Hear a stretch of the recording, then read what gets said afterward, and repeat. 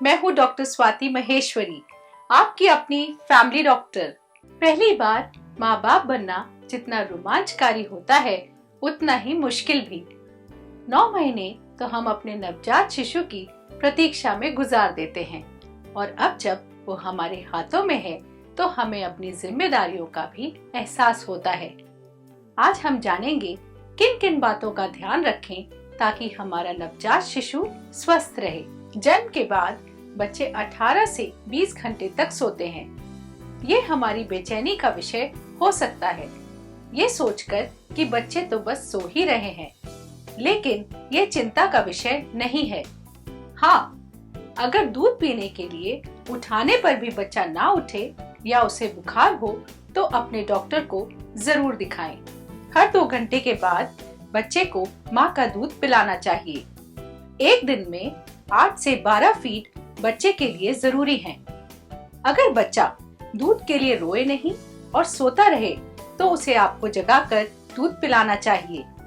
शुरू में बच्चे का पेट एक चेरी जितना छोटा होता है, लेकिन 2 से 3 हफ्ते में वे अंडे जितना हो जाता है। बच्चे की यूरिन मात्रा से आप यह अंदाजा लगा सकते हैं कि बच्चे को सही मात्रा में दूध मिल रहा है या नहीं। 1 दिन में 1 बार, 2 दिन में 2 बार, 3 दिन में 3 बार, 4 दिन में 4 बार और छठे दिन से 1 महीने तक की उम्र तक का बच्चा 7 से 8 बार दिन में यूरिन करता है। शुरू के 6 महीने बच्चे के लिए माँ का दूध सर्वोत्तम आहार है। माँ का दूध बच्चे की बढ़ती जरूरतों के हिसाब से वो सब न्यूट्रिएंट्स उसे पहुँचाता है जो उसके लिए जरूरी होते हैं, और साथ ही में ऐसे तत्व भी पहुँचाता है जिससे इम्यूनिटी यानी कि इन्फेक्शन से लड़ने की ताकत भी मिलती है। माँ के दूध में इम्यूनोग्लोबुलिन्स, एंटीबैक्टीरियल, एंटीवायरल ऐसे तत्व होते हैं जिससे इन्फेक्शंस आसानी से नहीं होते। लैक्टोफेरिन भी होता है जिससे बच्चे को दूध पचाने और न्यूट्रिएंट्स एब्जॉर्ब करने में आसानी होती है। इसके अलावा माँ के दूध में खास फैटी एसिड्स होते हैं जो बच्चे के विकास के लिए जरूरी होते हैं। आपको ये बता दें, बच्चे के जन्म के बाद शुरू के कुछ दिनों में माँ के दूध को मेडिकल टर्मिनोलॉजी में कोलोस्ट्रम कहते हैं। ये थोड़ा थोड़ा आता है, लेकिन ये बच्चे को हर तरह के इन्फेक्शन से बचाने में बहुत प्रभावशाली होता है। क्योंकि ये देखने में दूध जैसा सफेद नहीं होता, इसलिए अक्सर माएं ऐसा सोचती हैं कि ये दूध ठीक नहीं आ रहा और वे बच्चे को कभी कभी इसे पिलाती भी नहीं है। ऐसा नहीं करना चाहिए। शुरू के 6 महीने बच्चे को पानी की भी आवश्यकता नहीं होती, क्योंकि माँ के दूध में 88% पानी होता है। ऐसा देखा गया है, जो बच्चे माँ का दूध पीते हैं उनको जीवन में मोटापा, सीलिएक डिजीज जो छोटी आंत का रोग है, हार्ट प्रॉब्लम्स और डायबिटीज भी कम होते हैं। इन बच्चों में एलर्जीज जैसे एक्जिमा, अस्थमा भी कम होते हैं। यहाँ तक कि इन बच्चों में ब्लड कैंसर के चांसेस भी कम हो जाते हैं। बच्चे को तो इससे लाभ है ही, माँ के लिए भी ये लाभदायक होता है। Breast cancer, ovarian cancer, diabetes, hip fracture के चांसेस कम हो जाते हैं। कोशिश करके बच्चे को पहले एक ब्रेस्ट का दूध खत्म करने देना चाहिए। इससे बच्चे को आखिर का दूध मिल जाता है, यानी कि हाइंड मिल्क। इसमें फैट ज्यादा होता है। शुरू में कुछ माओं को बच्चे को दूध पिलाना मुश्किल काम लगता है। ये ज्यादातर गलत तरीके से दूध पिलाने की वजह से होता है। अगर आप अपने डॉक्टर से सही तरीका सीखेंगे तो जल्द ही ये आपके लिए सुखद अनुभव बन जाएगा। बच्चे को दूध पिलाने के बाद उसको बर्प यानी कि डकार दिलाना बहुत जरूरी है। कई बार बच्चे दूध पीते पीते हवा भी पेट में भर लेते हैं। इसके लिए बायां हाथ उनके सर के पीछे और दायां हाथ उनके हिप्स के नीचे रखिए।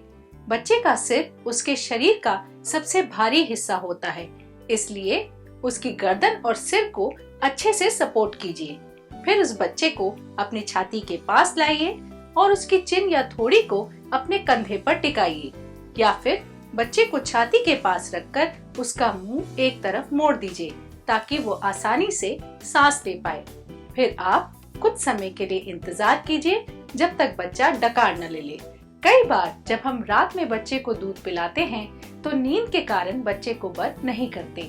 ऐसा करने से बच्चे को तकलीफ हो सकती है।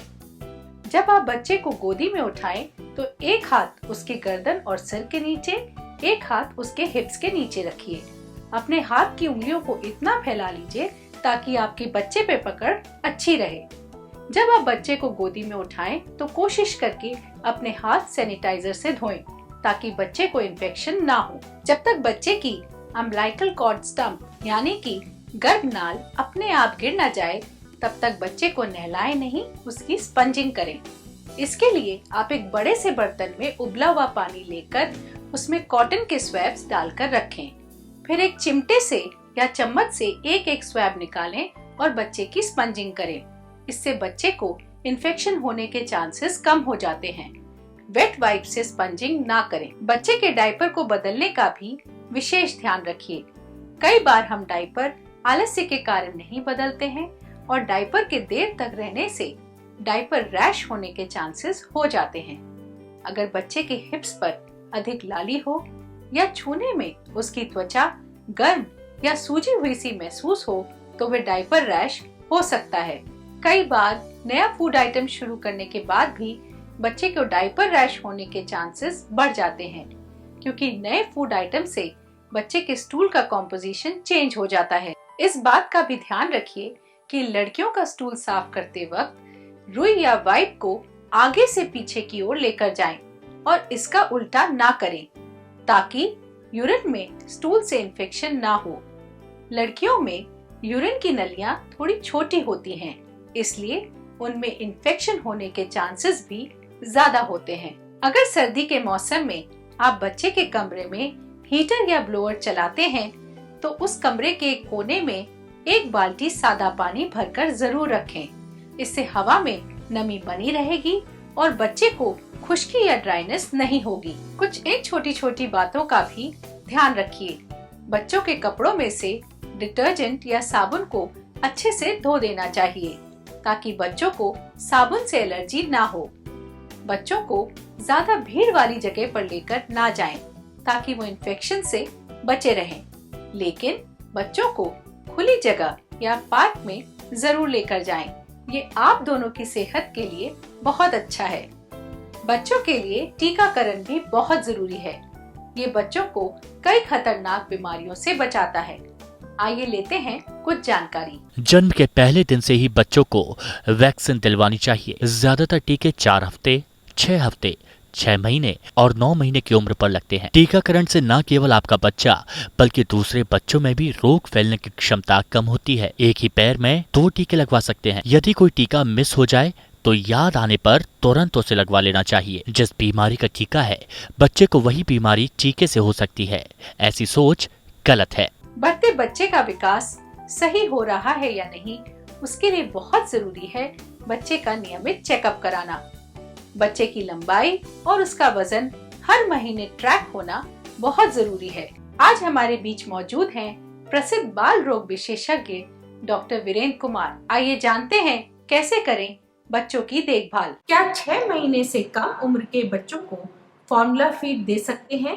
पहले 6 महीने के अंदर ये देखा गया है कि जो बच्चे सिर्फ माँ का दूध पीते हैं, सिर्फ माँ का दूध से हमारा तात्पर्य है कि उसके अलावा कुछ और नहीं, पानी भी नहीं, दवाई भी नहीं। अगर किसी बीमारी की वजह से दवाइयाँ देनी है तो मदद नहीं। अदरवाइज जो जैसे कि हम कह देते हैं कि उनको भूखी पिला दीजिए या कोई और दवाई दे दीजिए, वो किसी चीज की भी जरूरत नहीं होती है। सिर्फ माँ का दूध पहले 6 महीने के लिए पर्याप्त होता है। बच्चों में कोलिक एक कॉमन समस्या है, इसके लिए क्या करें? किसी भी बच्चे को अगर आपको ये लगे कि ये बच्चा रो रहा है तो सबसे पहले ये देखिए कि बच्चे को कोई एसिडिटी तो नहीं है। हो सकता है कोई चीज बच्चे को चुभ रही हो, कपड़ों में कोई ऐसी चीज हो, कपड़े आपने ऐसे बना दिए हो कि जिससे बच्चा अनकंफर्टेबल हो। पर हाँ, कभी कभी ऐसा देखा गया है कि जब बच्चे अपनी नॉर्मल ग्रोथ को अचीव कर रहे होते हैं तो ग्रोथ के साथ साथ कभी कभी स्ट्रेचिंग की वजह से मसल्स स्पैज़म हो जाते हैं।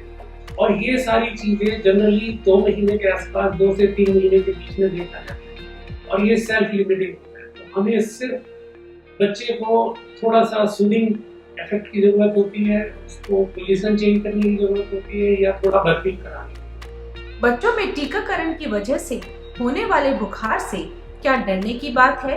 जी नहीं, ये एक आम प्रक्रिया है और बुखार आने से ये भी पता लगता है कि टीका अपना काम कर रहा है। तो बुखार आना कोई समस्या नहीं है, लेकिन हाँ, अगर बुखार बहुत ज्यादा है तो उसको कम करना आवश्यक है। कुछ बच्चे जन्म के बाद पीले दिखते हैं, इसका क्या कारण है? थोड़ा बहुत पीलिया होना एक आम बात है। जो बच्चे पैदा होते हैं उनके जो जिगर, जिसको हम कहते हैं लिवर, इसके फंक्शंस को मैच्योर होने में थोड़ा सा टाइम लगता है और बच्चे में हीमोग्लोबिन का लेवल थोड़ा सा ज्यादा है, तो इन कारणों से थोड़ा बहुत पीलिया नजर आता है। पर वो पीलिया अपने आप रिजॉल्व हो जाता है, अपने आप ठीक हो जाता है, उसके लिए कोई दवाई की आवश्यकता नहीं होती। किसी चीज की भी कोई दूध में रखने की भी आवश्यकता नहीं है। बहुत लोग ऐसा मानते हैं कि बच्चे को अगर पीलिया दूध में रख लेंगे बिल्कुल नहीं करते और ये अपने आप ही जाता है। लेकिन कुछ हालात ऐसी होती है कि जहाँ ये पीलिया एबनॉर्मल माना जाता है। मिसाल के तौर पे जैसे आप मान लीजिए कि अगर किसी बच्चे को 24 घंटे के अंदर पीलिया नजर आता है, उसको हमें तुरंत डॉक्टर के पास, या किसी बच्चे का पीलिया 10 से 15 दिन के अंदर ठीक नहीं हो रहा है, तब भी हमें डॉक्टर की सलाह, या पीलिया का लेवल बहुत ज्यादा है, जैसे कि बच्चों को पीलिया होता है तो सबसे पहले उनके चेहरे पर नजर आता है और धीरे धीरे जब पीलिया का लेवल बढ़ता है तो उनके हाथ पे, पैरों पे और लास्ट में जो हमारे तलवे और हथेली होता है ये पीली होती है। किसी माँ बाप को ये लगे कि उनके हथेली और तलवे ये पीले नजर आते हैं तो इंतजार नहीं करना चाहिए, तुरंत डॉक्टर। क्या पीलिया के दौरान माँ का दूध बंद कर देना चाहिए? जी नहीं, ये एक बहुत बड़ा मिथ है और बहुत बड़ा एक झूठ है जिसको हमारे समाज में कुछ लोग फैला देते हैं कि अगर बच्चे को पीलिया है तो माँ का दूध बंद कर देना चाहिए। ऐसा बिल्कुल नहीं करना चाहिए, कभी नहीं करना चाहिए।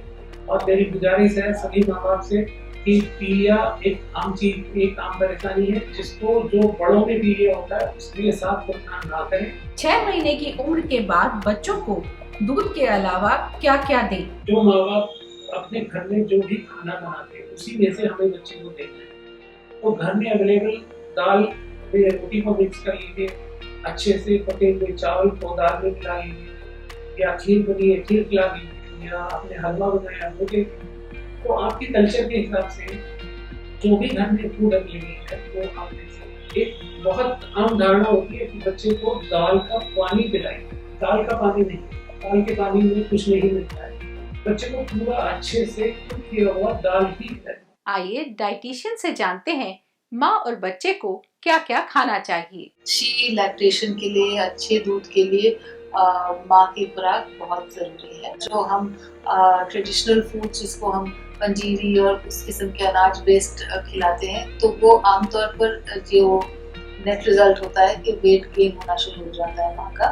तो इसमें जो चीज़ें फायदे वाली हैं जैसे मगज़ हैं या मखाने हैं या ऐसी जो स्पेशल नट्स हैं, उनको गुड फैट्स एंड प्रोटीन्स को बढ़ाएं और बहुत ज़्यादा जो कार्बोहाइड्रेट्स जो है, शुगर है और अनाज है उसको आप कम रखें। दूध बनना और दूध पीने में कोई ऐसा रिलेशनशिप नहीं है।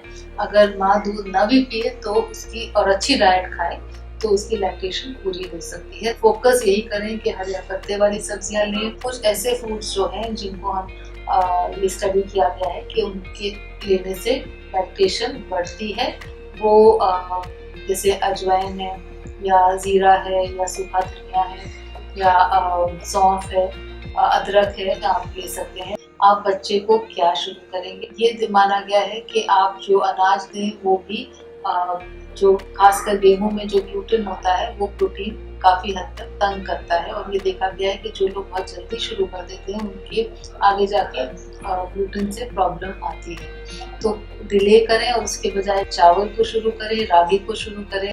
जब भी कोई नई चीज बच्चे की डाइट में ऐड करें तो उसको देखें कि एक हफ्ता कोई और चीज नहीं करें, धीरे धीरे करें। ये भी देख लें कि अगर एक बार को एक इंट्रोड्यूस करके या एक बार कोई चीज़ खिला के अगर बच्चे ने रिफ्यूज कर दिया तो ये मतलब नहीं कि आप इसको बिल्कुल ही छोड़ देंगे, उसको दोबारा रीइंट्रोड्यूस करेंगे। फोर्स फीड नहीं करनी, जब बच्चा रिफ्यूज कर रहा है तो उसको आप बहुत ज्यादा प्रेशर ना डालें। जब भूख होगी बच्चा अपने आप खाएगा। अब आपको कुछ मजेदार बातें बताते हैं। अगर आप बच्चे से खूब बातें करेंगे, उसके साथ खेलेंगे, अजीब अजीब से चेहरे बनाकर उसे दिखाएंगे, आईने में बच्चे को उसका चेहरा दिखाएंगे, बच्चे के पैर में गुदगुदी करेंगे, अगर आप बच्चे को तरह तरह के खिलौने या चीजें दिखाएंगे तो उससे बच्चे के ब्रेन का डेवलपमेंट अच्छा होता है। इस बात का ध्यान रखिए, बच्चे का विकास अच्छा होता है जब उसे प्यार के साथ साथ माँ का दूध, आपका ध्यान, प्रोत्साहन, पौष्टिक आहार का सही तालमेल वाला वातावरण मिले।